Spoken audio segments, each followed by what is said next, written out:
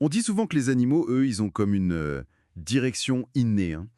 Oui, un instinct qui les guide. Alors que nous, les humains, on a parfois l'impression de naviguer un peu à vue. De chercher sa route, oui. Exactement. Face à tous les choix possibles, comment on fait pour trouver sa propre voie? C'est une vraie question. C'est un peu ça qu'on explore aujourd'hui, justement. On va plonger dans une conversation entre Robert Greene et Andrew Huberman sur ce que Greene appelle la tâche de vie. La tâche de vie. Intéressant. L'idée, c'est de voir comment on pourrait repérer cette espèce de radar interne, tu vois. Cette boussole personnelle qui nous est propre. Voilà, cette boussole qui donne la concentration, l'énergie. Mais attention, ce n'est pas une recette miracle. Ah non, clairement pas.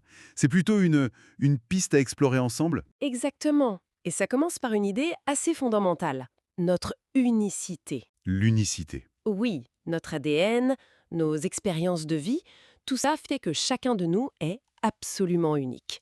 C'est là que réside notre potentiel en fait. D'accord. Et Green, il reprend Maslow en parlant de ces voies impulsives qu'on a quand on est enfant. Les voies impulsives. Ben oui, ces élans très spontanés, genre j'aime ça, ou au contraire ah non, ça je dépeste.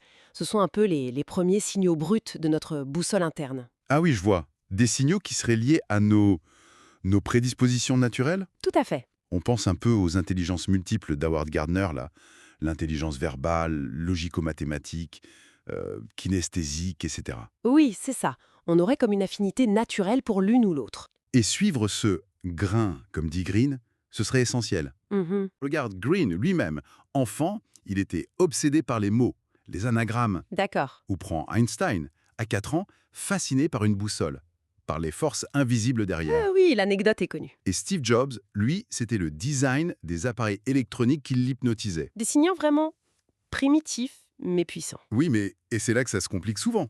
En grandissant, ces signaux internes, ils se font un peu brouiller, non? Comment ça? Par les voies extérieures, celles des parents, des enseignants, des amis, de la société en général. Elles prennent beaucoup de place. La pression, les attentes. Voilà. On nous pousse vers ce qui est jugé raisonnable, pragmatique. Et le risque, c'est de choisir une voie pour de mauvaises raisons. Par conformisme ou pour l'argent. Exactement. Et on perd cette connexion émotionnelle profonde avec ce qui nous anime vraiment au fond. Et cette connexion émotionnelle, tu dis qu'elle est clé. Ah oui, pour Green et Huberman, c'est vraiment la clé de voûte. Quand elle est là, notre capacité à apprendre, notre discipline même, elles sont comme décuplées. On trouve l'énergie de traverser les moments difficiles, l'ennui parfois. C'est ça. L'anecdote de Green qui apprend le français à Paris est assez parlante, je trouve. Raconte. Il dit qu'il a progressé plus vite en un mois là-bas, poussé par le besoin et le désir, que pendant toutes ces années d'études formelles. Impressionnant. Ça montre bien que l'émotion, c'est pas juste un petit plus, c'est un vrai moteur, quoi. Absolument. C'est un turbo, comme tu dis. Andrew Huberman, lui, il décrit son attirance pour la biologie, la faune, la flore. Oui. Il dit que ce n'est pas juste un intérêt intellectuel, c'est une sensation quasi physique, une sorte d'activation.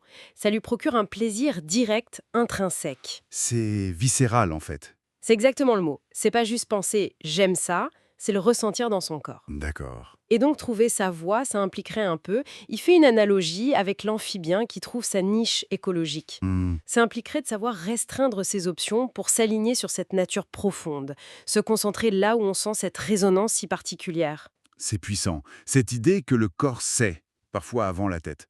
Mais est-ce qu'il n'y a que les attirances qui comptent? Les choses qu'on déteste, ça joue aussi un rôle? Ah oui, tout à fait. Ce qu'on déteste viscéralement peut être un guide tout aussi fort. Par exemple. Green raconte son aversion pour le travail de bureau, très formaté, ou la superficialité qu'il percevait à Hollywood. Ça l'a clairement aidé à définir ce qu'il ne voulait pas. Donc, savoir ce qu'on ne veut pas, c'est déjà une partie du chemin. Oui, mais attention, il met une nuance importante. Il faut aussi avoir une base positive, un amour fondamental pour quelque chose. Pourquoi? Sinon, on risque juste de tout rejeter, de détester l'effort en général, de devenir un peu cynique, quoi. Il faut cette passion positive pour construire, pour avoir la résilience. D'accord, donc c'est un équilibre.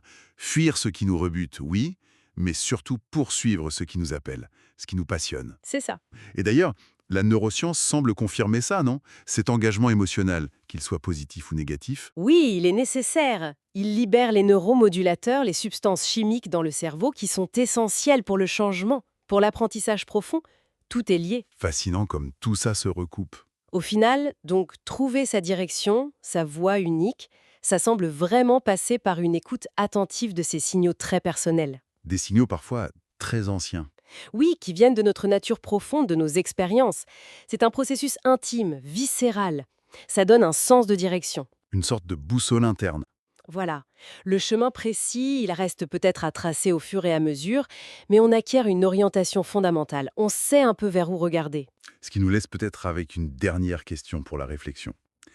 Si ces signaux de l'enfance, ces ressentis viscéraux sont si importants, Hmm. comment on fait concrètement aujourd'hui pour les déterrer, les réécouter, surtout avec tout le bruit ambiant, le vacarme du monde extérieur et nos propres habitudes mondales? Comment on retrouve cette écoute?